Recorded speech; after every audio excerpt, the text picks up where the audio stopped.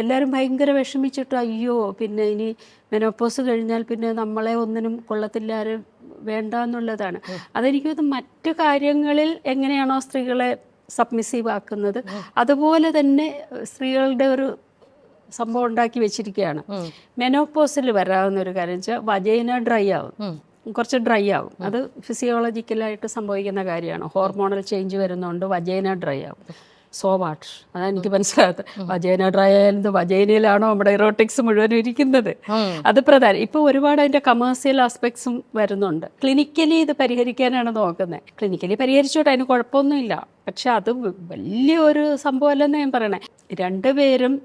രണ്ടുപേരുടെയും ഡിസയറിനെ കൺസിഡർ ചെയ്യുന്ന സമയത്ത് അത് എങ്ങനെയാണ് റെസ്പോണ്ട് ചെയ്യേണ്ടതെന്നുള്ളത് ആണുങ്ങളും മനസ്സിലാക്കുകയും പഠിക്കുകയും ചെയ്യേണ്ടതുണ്ട്. അല്ലെങ്കിൽ തന്നെ നമ്മുടെ ലൈഫ് എക്സ്പെക്റ്റൻസി സ്ത്രീകളുടെ വളരെ കൂടുതലാണ് കേരളത്തിൽ.